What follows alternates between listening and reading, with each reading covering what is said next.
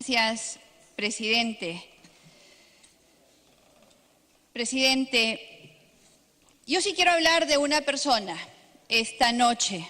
Quiero hablar de Milton Evangelista Hilario, 14 años, en Calchuday, Carabamba, Julcán, en la institución educativa 80729. Este niño, presidente, hace poquito nomás, el 5 de agosto, ha muerto. ¿Sabe de qué ha muerto? No ha muerto de desnutrición. Julcán es una de las provincias más pobres del Perú, en mi región, en La Libertad, pero no ha muerto por eso. Ha muerto porque una pared de esa institución educativa ha caído sobre él y lo ha matado. Así están las instituciones educativas en nuestro país, ministra Martens, por su intermedio, señor presidente. Hay niños que hace poquito, 2 días atrás, ministra, se ha muerto. Y esto no es un cuento, esto no es una historia como la que pretenden esta noche algunos del gobierno hacernos creer que nosotros inventamos muertes para justificar nuestro discurso, cuando en realidad lo que tienen es incapacidad para manejar el país. No es posible, y sí me indigna, me duele, porque el dolor de haber perdido a una criatura en 14 años por la infraestructura pésima que tiene nuestro país nos tiene que doler a todos y le tiene que doler a usted, ministra.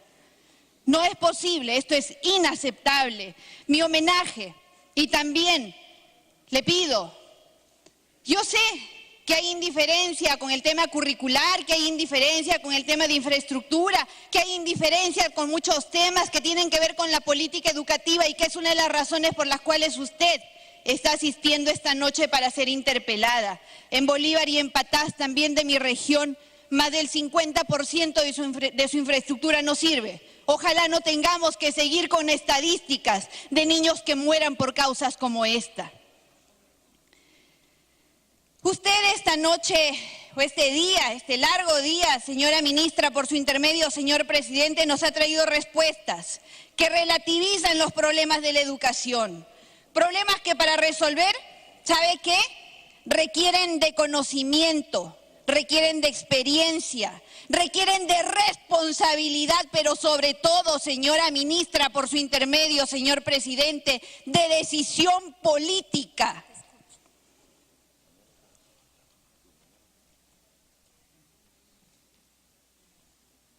Si me permiten.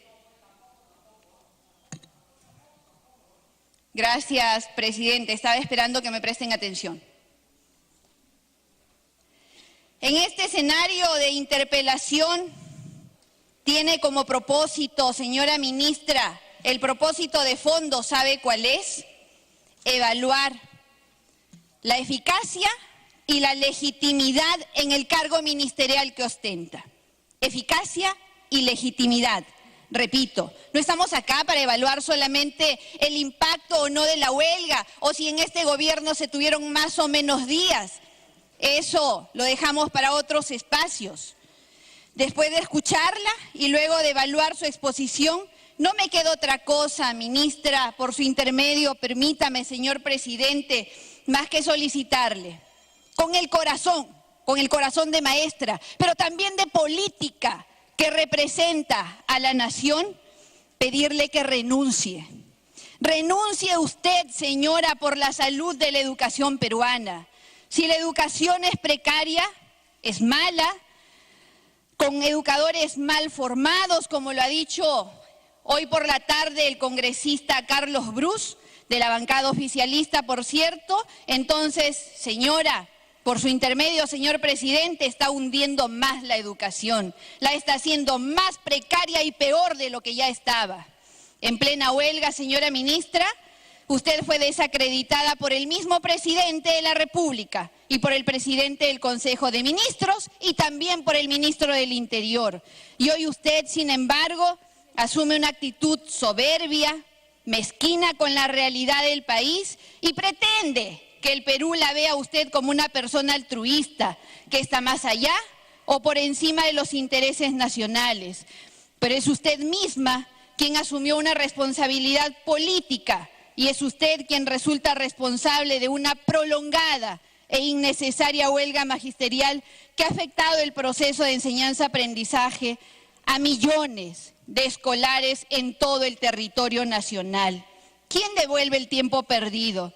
¿Quién va a pagar las horas extras por reposición de horas de clase?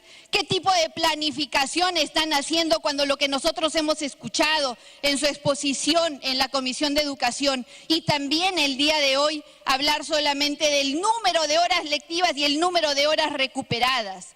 Se nota que no hay un manejo profesional y de conocimiento del tema educativo. ¿Acaso todo se resume a número de horas? ¿Desconoce usted el proceso de enseñanza-aprendizaje que requiere tiempos para que la educación sea efectiva y sea de calidad? ¿Hacemos una maratón de horas y entonces está resuelto el problema? Ministra, aprenda de educación primero, aprenda o vea que su equipo esté a la altura de lo que un país como el nuestro y con los cientos de millones invertidos realmente tengan una traducción en lo que el país necesita. Habla usted de un manejo político de la huelga y dice que en realidad el problema fue de dirigentes que están detrás de intereses subalternos. Señora ministra, yo creo que ni el dirigente más ranqueado, ni el dirigente más extremista, ni el terrorista peor calificado podría movilizar, de acuerdo a sus cifras, no las nuestras, a 238.536 maestros en una huelga. Si hubo este número de maestros en huelga, es porque hubieron problemas detrás, es porque hubieron propuestas, ofertas politiqueras del entonces candidato Pedro Pablo Kuczynski, que en plena campaña, en mayo, firmó un compromiso que fue incapaz después de cumplir con el CEN del SUTEP. No culpe a la bancada fujimorista, no culpen la culpa de ustedes desde la campaña y que la arrastraron durante su pésimo gobierno en lo que va hasta la fecha. Nos ha hablado usted de una política de formación docente. Y nos ha hablado que en el año 2016 se han capacitado 228.000 docentes con una inversión de 507 millones. ¿Cómo se invirtió este dinero, señora? Por su intermedio, permítame, señor presidente, con el programa, con el PELA, con los programas de acompañamiento, estos programas politizados, estos programas ineficaces, estos programas con cero impacto en lo que significa realmente el rendimiento y la mejora en las capacidades de los docentes, en este manejo clientelista, en esta estructura paralela que montó su padrino, el exministro Saavedra.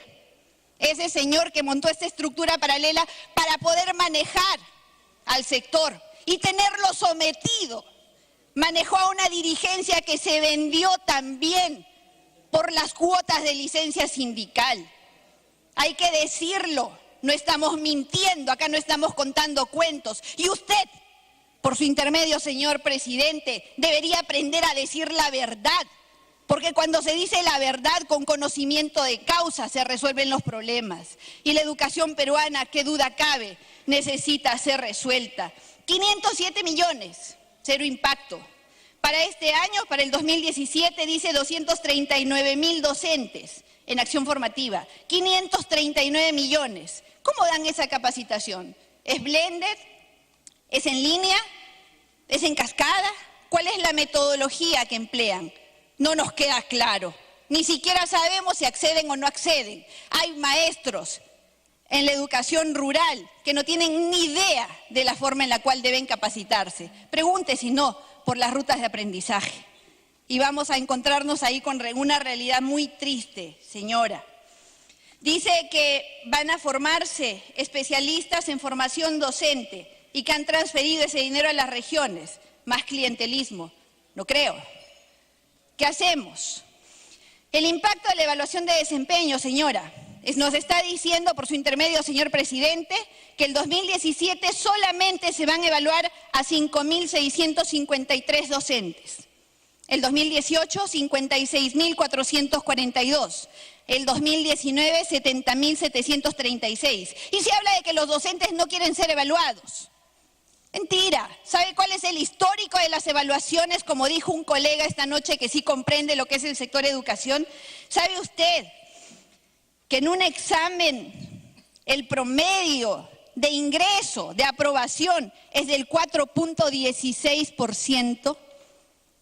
Por eso es que los docentes quieren una evaluación metodológicamente clara, libre de corrupción, que no esté manejada en las regiones, que realmente responda de manera contextualizada y adecuada a cada realidad. ¿Pero qué van a saber, pues, de cada realidad? Revise usted el perfil de cada uno de los miembros de su equipo. Si revisa usted el perfil de cada uno de los miembros de su equipo, se va a dar cuenta de por qué duró la huelga, de por qué una huelga tan anticipada que empezó en un Augel del Cusco, terminó en lo que finalmente hemos conocido. Ahí está el fondo de la problemática. No tapemos el sol con un dedo. Hay problemas y hay que resolverlos. ¿Cómo va a darse la evaluación? Pues con las rúbricas, con encuestas a familias. Ahora sí creen en las encuestas, probablemente, ¿no? Con la gestión del espacio y materiales de aula, cuando tenemos colegios como el que acabo de describir, que la pared del colegio se ha caído y ha matado a un alumno, así podremos evaluar la gestión del espacio, materiales de aula en la educación inicial, cuando sabemos que hay rincones en los cuales no tienen casi nada con qué preparar material, con pautas de valoración de compromiso y responsabilidad del docente, un tema tan subjetivo. No le tienen miedo a la evaluación, señora, a los maestros, por su intermedio, presidente. Le tienen miedo a la incapacidad que tiene el gobierno para plantear una evaluación metodológicamente aceptable. Y es eso lo que los docentes reclaman. Y por supuesto, nosotros compartimos plenamente. Capacitación, dicen, 6 meses al que no aprueba. Van a capacitar realmente, si es que aplicamos las estadísticas, a 127.305 maestros aproximadamente por 6 meses. No estaremos probablemente frente al segundo gran negociazo con respecto a las capacitaciones. Mucho cuidado, porque si no hacemos bien las cosas y anunciamos temas como estos, realmente vamos a estar empeorando lo que ya está mal. Finalmente, presidente, que se aplique realmente y proponemos un gran pacto nacional por la educación. La educación está en crisis. Continúe con este minuto. Con la voluntad de todas las fuerzas vamos a poder levantarla, sincerando. Nosotros no nos quejamos acá o no criticamos a la ministra por tener el grado de bachiller, pero sí nos llama poderosamente la atención que haya ejercido como directora de un colegio sin tener título pedagógico. Nos llama la atención que haya sido docente en aula sin tener título pedagógico. En el Estado, presidente, eso no es posible. Desconocemos cuáles fueron los métodos que tuvo la señora Martens para tener ese privilegio y saltar muchos de los requisitos que sí son exigidos para la mayoría que pretende dirigir instituciones de ese tipo. Queremos educación de calidad para todos, educación de calidad para nuestros niños. Queremos llegar al bicentenario con los retos que realmente estén en camino para cumplirse. Y para eso necesitamos empezar a trabajar bien. Y por eso me reitero en lo que dije al inicio de mi intervención, que la señora ministra, presidente, ahora sí nos dé una lección de decencia. Puede culminar un minuto. Y una lección de docencia, que haga docencia con decencia y que renuncie para que le haga bien a la educación peruana. Muchas gracias, presidente. Gracias, señora congresista. Solamente 2 aspectos importantes. Le pido al señor relator que pueda leer el artículo que le he solicitado, 55, inciso. Reglamento del Congreso de la República, artículo 55, inciso D. Las interrupciones serán concedidas por el presidente a solicitud del congresista que se encuentre haciendo uso de la palabra. No podrá exceder de 1 minuto, que será descontado del tiempo que corresponde al congresista interrumpido. No proceden las interrupciones dentro de otras interrupciones. No pueden haber más de 2 interrupciones al mismo orador.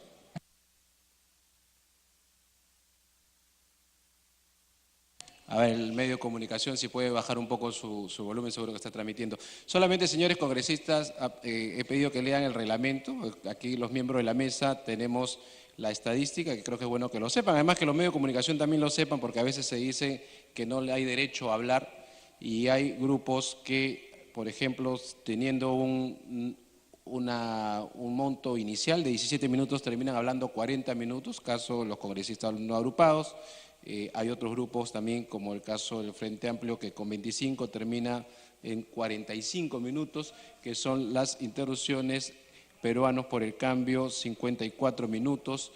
Fuerza Popular con el tiempo adicional más los adicionales que hacemos de la mesa, 173 minutos y así sucesivamente. Les comento esto para que los portavoces en las próximas reuniones que tengamos podamos ceñirnos a lo que dice el reglamento en las interrupciones. Las interrupciones no son para hacer intervenciones, sino para interrumpir al orador sobre un tema específico. Bueno, dicho esto, que seguro lo vamos a conversar en las reuniones que tengamos en la Junta de Portavoces o en el Consejo Directivo, quiero darle la palabra a la ministra de Educación para que, terminado el debate, pueda referirse a las intervenciones de los señores congresistas. Señora ministra, tiene la palabra la señora ministra y si le da, hablando de interrupciones, la interrupción con todo gusto, la ministra tiene 2 interrupciones. Ministra, ¿le pide una interrupción al congresista Gino Costa?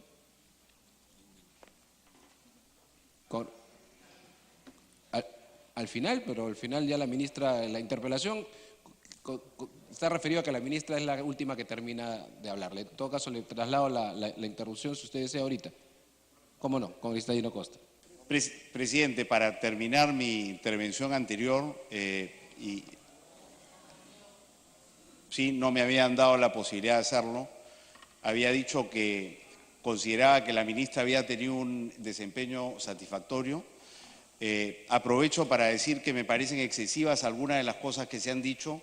Se le ha dicho indecente, se le ha dicho indigna, me parece fuera de lugar. En su momento no me dieron la oportunidad de corregir. Pediría que se abstengan de ese tipo de comentarios porque no es el propósito de esta interpelación. Solo para terminar, presidente, señalando que lo que está en juego aquí es la continuidad del trabajo de la ministra de una reforma magisterial iniciada hace varios gobiernos, cuya continuidad es fundamental para seguir mejorando los niveles de la educación pública y en el país. Y no cometer el error, presidente, de darle la cabeza de la ministra a quienes los dirigentes del CONARE han conducido esta huelga con objetivos políticos claros, muy contrarios a los... La segunda interrupción y última, congresista Gino Costa. Muy contrarios, digo, presidente, a los deseos, aspiraciones y necesidades de las niñas y niños del Perú, de las aspiraciones de los padres y madres de familia sobre la educación de sus hijos y de las propias aspiraciones de los maestros y maestras del Perú. Creo que lo que corresponde es que este Congreso respalde la labor de la ministra y no le haga el juego a esos liderazgos extremistas, radicales, ¿no es cierto?, que pretenden instrumentalizar la lucha justa de los maestros para acumular fuerzas en una estrategia política que ya todos conocemos. Felicitaciones, ministra, fuerza y adelante. Gracias.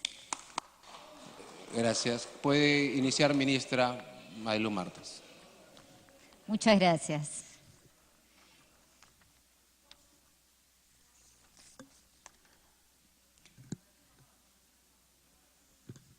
Muchas gracias, congresista.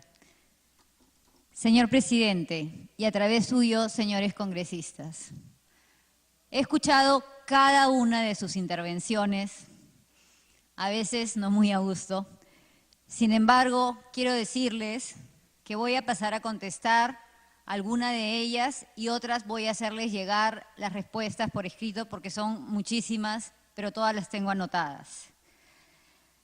Antes de comenzar a responder, quiero hacerles saber, como mujer, como madre y como profesora, que voy a contestarles haciendo eco del pronunciamiento que el Consejo Nacional de Educación ha dirigido a la ciudadanía contra la violencia verbal, señalando algo que nos parece fundamental. La educación de las personas no se limita a la experiencia que nuestros estudiantes viven dentro de los sistemas educativos formales. La educación es sinónimo de desarrollo del potencial humano y por ello es vivida también en todos y cada uno de los ambientes de la vida social.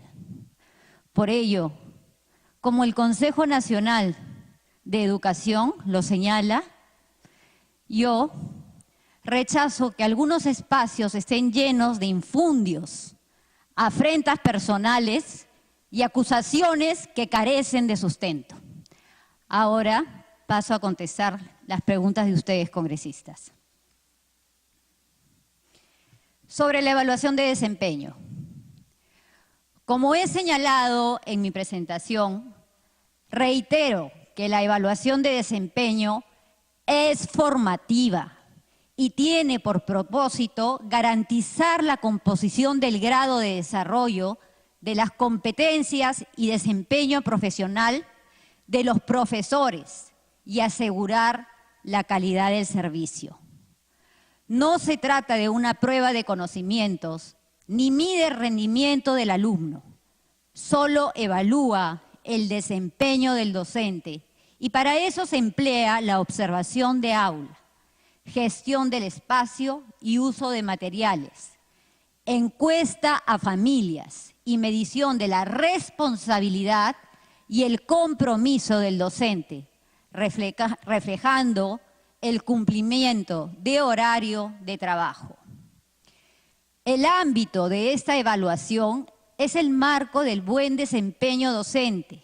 Al respecto, el Consejo Nacional de Educación lideró su proceso de construcción y lo hizo a través de un proceso participativo en el que tomaron parte todas las instituciones y actores centrales del sistema educativo peruano. En relación con la observación de aula, quiero recordar que este instrumento ya fue aplicado a más de 18,000 docentes y que más del 91% de ellos aprobó la evaluación. Y que no es cierto que se aplicó a ningún docente y fue consecuencia el despido. Eso no es cierto, porque es la primera vez que se va a implementar. De dicho instrumento, que constaba de 8 rúbricas, se tomaron 6 y se pilotearon nuevamente en el 2016. En dicho proceso de construcción han participado docentes, directores y especialistas nacionales e internacionales. Lo que se valora de la evaluación docente no requiere una capacitación específica, porque evalúa las habilidades básicas del profesor. No se evalúa innovaciones curriculares ni metodologías específicas. Se evalúa lo que el docente, para que el docente mantenga un clima de respeto en el aula, que recoja información sobre la comprensión de sus alumnos y el apoyo pedagógico que éste o ésta le brinda a los mismos. Esto es lo que se evalúa en la observación de aula de evaluación del desempeño al docente. Lo que todo docente debe poder hacer en su salón de clases para que los niños aprendan. Asimismo, el Ministerio está cumpliendo con su compromiso de capacitar a los docentes para que se familiaricen con los instrumentos y criterios de evaluación. Cuando los maestros conocen los criterios de evaluación y destierran las falacias y mitos que han surgido producto de la desinformación, muestran disposición para ser evaluados porque saben que pueden alcanzar el nivel esperado. Ahora bien, en caso que un docente desaprobara la evaluación de desempeño, recibirá una capacitación de 6 meses y procederá a ser evaluado nuevamente en el año 2018. Si en esta segunda oportunidad este docente fuera nuevamente desaprobado, recibirá otra capacitación de 6 meses y volverá a ser evaluado por tercera vez en el 2019. Si en esta tercera oportunidad el docente desaprobara, solo en este caso será retirado de la carrera, pues no es posible avalar que maestros que no cuenten con las competencias y actitud de superación continua, pese a haber tenido oportunidades de mejora, se mantengan en la carrera pública, porque nuestros estudiantes merecen tener a los mejores docentes a cargo de su educación. Es totalmente falso que la evaluación de desempeño docente está presupuestada en 858 millones de soles. A la fecha, no se ha contratado a ninguna empresa para la aplicación de rúbricas. El presupuesto total estimado para evaluar a 216.778 docentes hasta el 2021, es decir, en 5 años, es de 149.6 millones de soles. Del 2015 al 2016 se elaboraron y validaron a nivel nacional los instrumentos de la evaluación de desempeño, lo que ha costado 9.9 millones de soles. Y esto incluye elaboración y validación de instrumentos a través de 1.200 observaciones a nivel nacional, capacitación a más de 400 formadores en rúbricas de observación de aula para la certificación a más de 13.000 directivos de instituciones educativas y especialistas en 131 provincias a nivel nacional e impresión de 17.000 juegos de capacitación y certificación para miembros de comité de evaluación. El 2017 comenzó la implementación de la evaluación de desempeño docente. Se evaluará a 5.653 docentes. En el 2018 se evaluará a 56.445 docentes. El caso del diplomado de Cajamarca. El Minedu viene dando un diplomado y segunda especialidad a los 15.000 directores designados del país. Dicho diplomado culminó en julio de este año y las 8 universidades contratadas a nivel nacional se encuentran emitiendo los certificados correspondientes. La Universidad San Ignacio de Loyola efectivamente estuvo a cargo del Diplomado de Gestión y Liderazgo Escolar en Cajamarca. En julio de este año, dicha universidad emitió los certificados de forma digital a los directores participantes.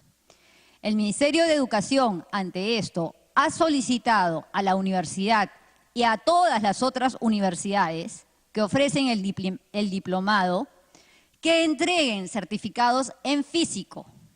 La UCIL ya viene entregando los certificados de forma física a todos los directores participantes en Cajamarca. Asimismo, el Minedu se ha comunicado formalmente con todas las UGEL del país para que se acepten los certificados expedidos por las universidades a cargo del diplomado y segunda especialidad. El diplomado y segunda especialidad que vienen llevando los directores sí servirán para su escalafón y los beneficios correspondientes.